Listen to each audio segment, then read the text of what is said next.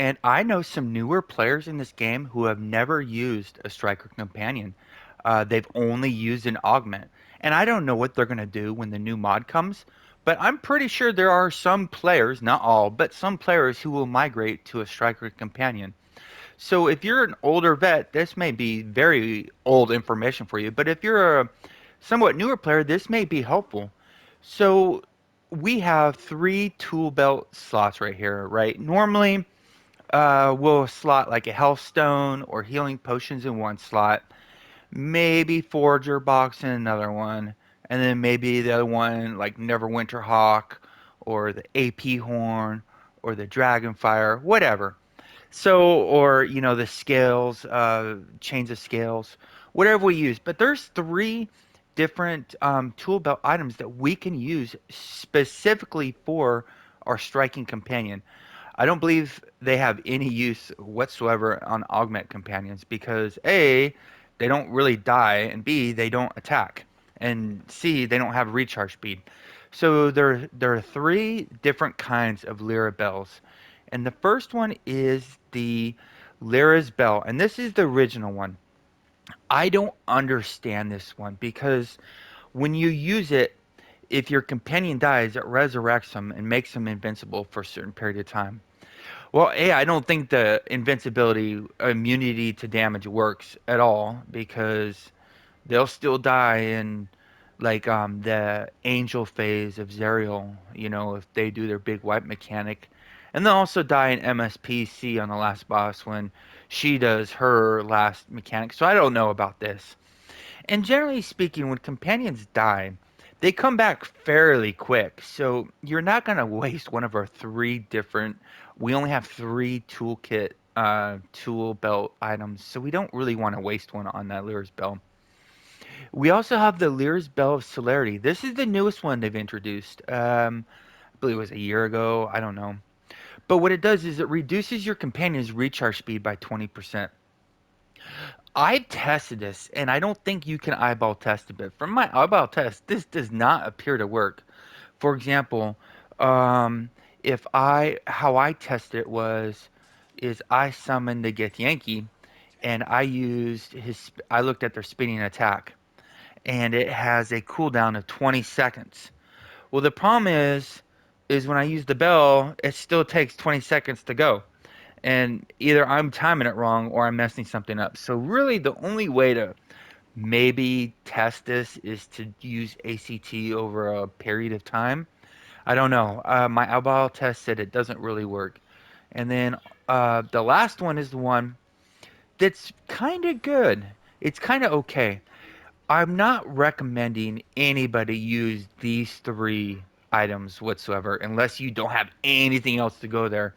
The only one that I found that has had use in the past is the Lyra's Bell of Empowerment. There was a time when these were going for 12 million AD on PS4, and that's when we found out they could stack. They have since removed that feature, so don't worry about it. Maybe you'll find a way to get around the workaround, but as of now, you can only use one.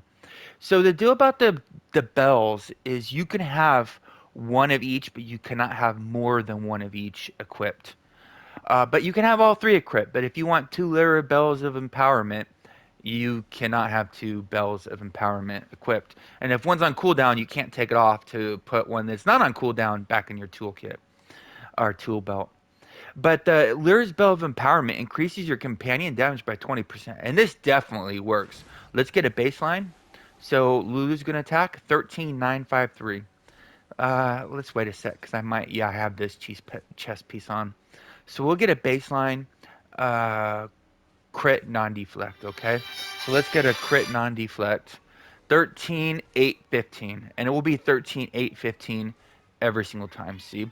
Now watch this. I'm going to use the bell, and you can 16 5 7 8, and you can see the buff bar, and it lasts 30 seconds, which is really good. They have a 2-minute downtime, and if you use all three bells, you can see it has all three buffs plus the MC on. If you can see on this little screen, her buff bar has four buffs right now. The three bells.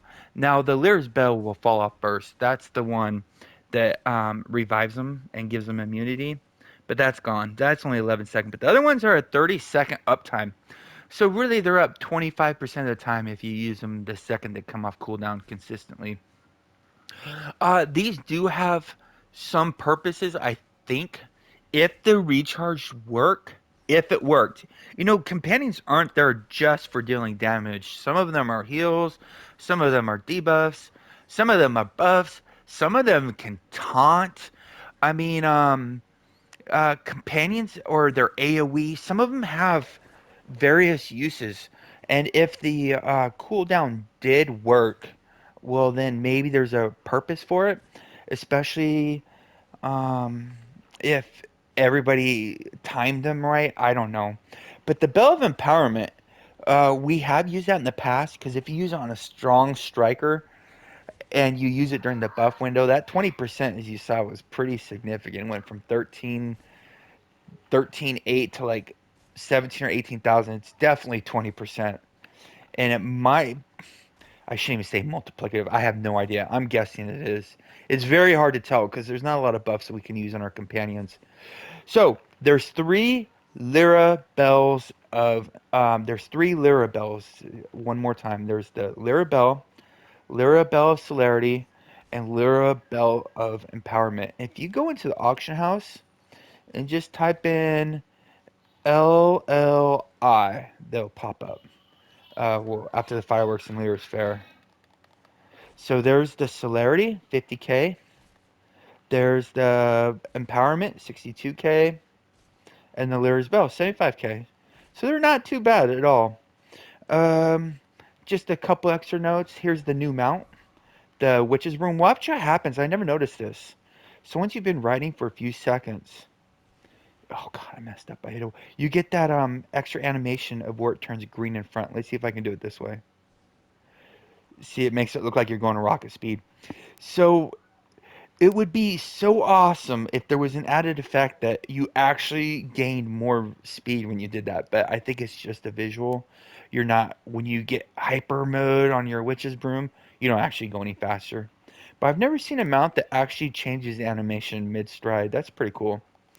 If you go to, just if anybody's curious, these Astro boxes are still selling like crazy. They're on the counter at the end of January or end of November.